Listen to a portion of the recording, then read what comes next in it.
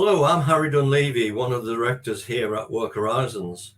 My background is largely as an HR director and consultant. I've worked with many global organizations, managed lots of change, and worked through some interesting challenges, shall we say. And I'm pleased to say that today I'm joined by one of our senior associates, Fiona Anderson. And we're going to talk about the very topical topic of transforming your culture. So thanks to Fiona for being here today. And Fiona, would you like to say a little about yourself and introduce yourself to everybody watching? Thank you, Harry. It's a delight to be here. Thank you for the invitation. Yes, so Fiona Anderson, I call myself a culture catalyst. And having worked for years and years, establishing change management in Royal Mail, introducing it there, worked on large projects in other organisations nationally and regionally. I now niche from the big topic of change management into culture change. And why is that? Because the reality is that change happens daily. But where people and organizations and businesses fail is because they fail to focus on the people and the impact they have. And so we are called into organizations to help them with their behaviors and attitude. And that is the big picture culture change. Now, that can be culture change in a department. It can be a whole organization, especially and at executive level, so important after what we've just been through. So I specialize in culture change with the focus of helping leaders create an environment where their people, their teams, and their business can thrive and grow. It's no longer just about business as a business owner. It's absolutely about helping your people and your teams thrive and grow. And in turn, they'll commit to helping you and your business thrive and grow. That's spot on, Fiona. Really excellent for what we're going to be covering today, because this is part one of a short series which we're calling Transforming Your Culture. Thank you. And the question we're going to be focusing on in this part is a really important starting point, I guess, is how you engage the executive team and get them thinking about how much your culture is costing you, because it's an expensive business, whichever way you look at it. What about we start talking about what culture really is? It's such a broad subject and such a wide area. What are your thoughts on what culture actually is? Oh, well, let me introduce you to the jelly called culture. And culture to me is like a jelly. It's difficult to grab hold of. It's difficult to pin down. It's difficult to describe and even measure. So yeah, I think a jelly is the best thing. It wobbles. It can wobble with the business or against the business, and it wobbles in different places. So in terms of culture, it is about focusing on how people are, how they behave, their behaviors and attitude. And for me, it's the short definition is it's how we do things around here. And how often do you hear that when you go into business? Well, that's how we do things around here. Well, actually, is that still appropriate? Is that still the way to be doing things, given the changes we've just been through? So the culture change, I can walk into a business. Well, those were the days when we could walk into a business, but even going online, I can sense the culture. Are people talking to each other? Do they trust each other? How are they dressed? I can sense culture because you can see it in how people are being able to contribute, encouraged to contribute, how they're able to really be the best version of themselves at work. So yes, culture, definitely how we do things around here. And it's about behaviours and attitude. Yeah, but so many organizations actually say, well, the way we do things around here is put the values on the wall. Everybody can work to those and understand them. And so life's wonderful. And then the sense of what you feel in the culture is nothing like that. That's your experience as well? Oh my goodness. It takes me right back to being a young junior manager, quaking in my shoes and sitting there in the manager's office and reading this list. Behind him, I can still see the picture of the values and me thinking, okay, so where are these? I cannot see anything like that happening right in front of me right now. And so it's really important to bring everybody with you. That's the key to it, bring everybody with you. I think it's a truism that people judge people, particularly leaders in organizations, by their behaviors, don't they? They do, They do, but they actually reward what they do. So they judge them by that, but then they reward them by what they do in spite of how they are leading or the behaviours or their attitude towards their staff. Yeah. So if you think about the appraisals, the way people are measured, the way people are provide feedback, it's Yeah. very easy to provide feedback on what I do, but actually giving feedback on how I do it is a really difficult challenge for many people. Yeah, because you're talking about alignment there, aren't you? Really, of making all of these things actually fit and support each other. That's really what's important. Absolutely, yeah. So alignment's key, and I think let's cover that one once we've looked at leaders, shall we? Sure. How we bring them on board, because unless I'm reporting to a chief executive or the head of the department, the director of the department, I know it's not worth doing culture change. Yeah. Because unless I've got them on board and committed in understanding what culture means and the impact on their bottom line, then there's no point doing culture change. Yeah. Yeah, if they're not doing it, they don't get it. Yeah. So you really need to help them and hold the mirror up. So in terms of getting their buy-in, getting their commitment, first of all, you really need to shine a light on what's happening right now. And is that where you'd start, really? Yeah. Trying to hold a mirror up, almost, if you like. Yes, absolutely, because they're the senior people are rightly immersed at the big picture. They're leading, they're setting direction, one would hope, and very clear about the way the organization is going. And actually, the behaviors aren't necessarily something they're aware of. They're not sensing. Yeah. They tend to be very logical people.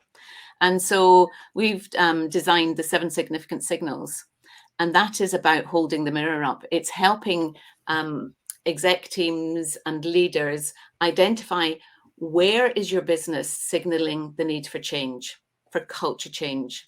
Okay. So what is that? Is that questionnaire? Is it structured interviews? What?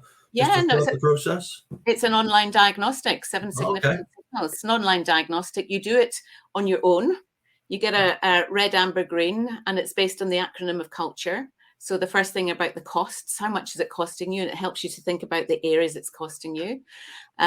So you receive your own individual report. And the great benefit of this is I've got my own individual report. This is my perspective of where I think culture is signaling a need for change in our organization. And I bring it into the executive board, have a facilitated workshop where we share our results and see where the alignment is, where we've got disagreement, where we are clear, yes, that is a place, it's signaling red, we really need to focus there. So it brings a conversation together, it brings their reality here so they can't walk away from it. And it creates that conversation, which is the very early part of getting the senior team involved. So but sometimes you're going to get executive teams who are, there's always somebody who says, no, it's nothing like that. We're wonderful, but perfect.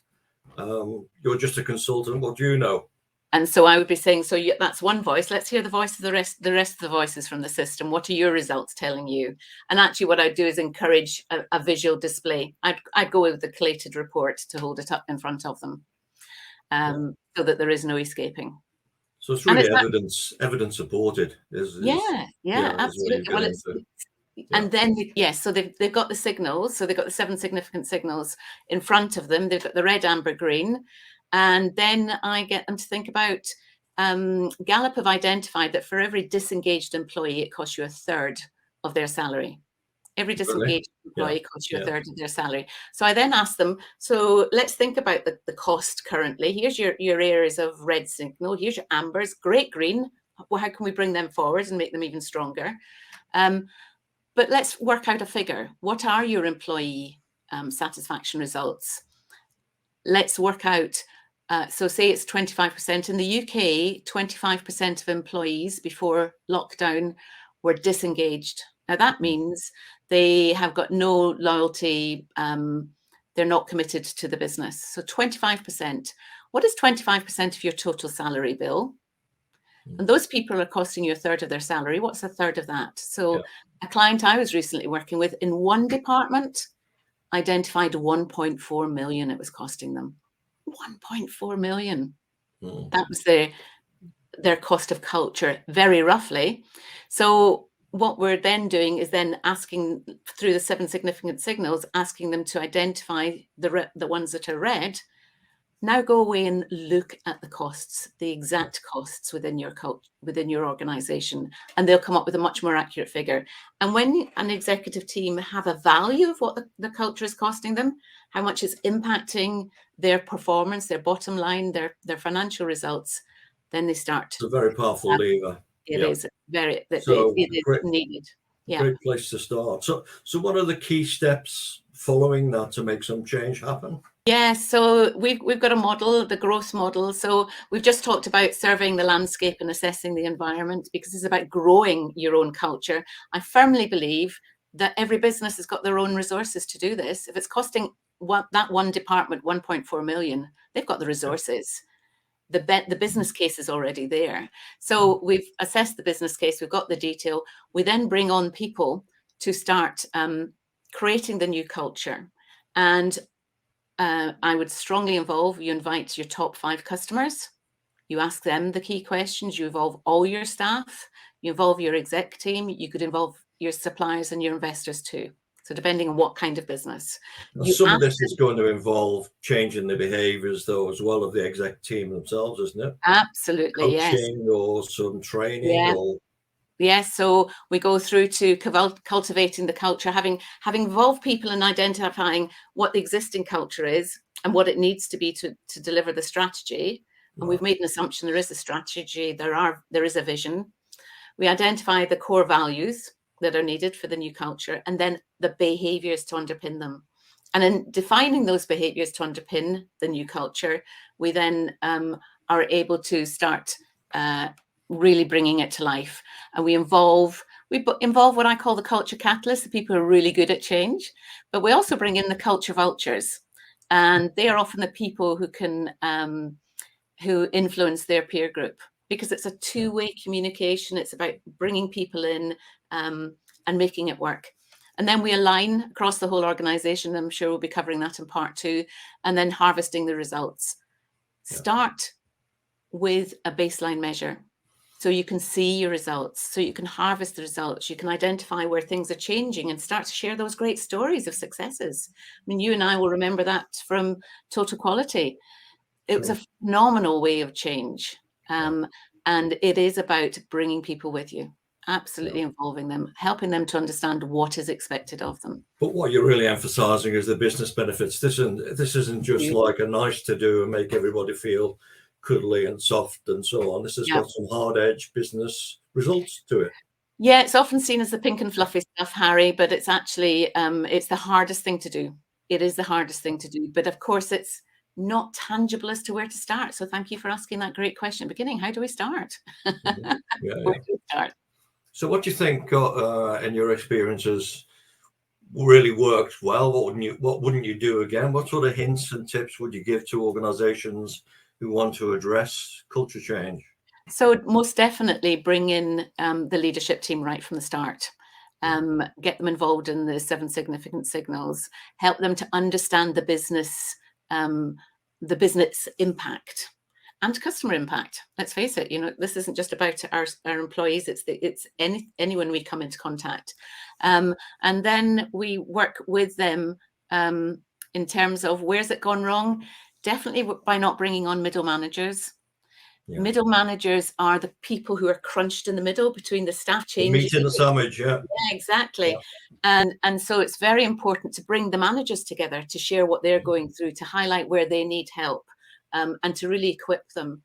One of the areas that worked really well is where you give everybody permission to provide behavioural feedback, and you equip them to do it.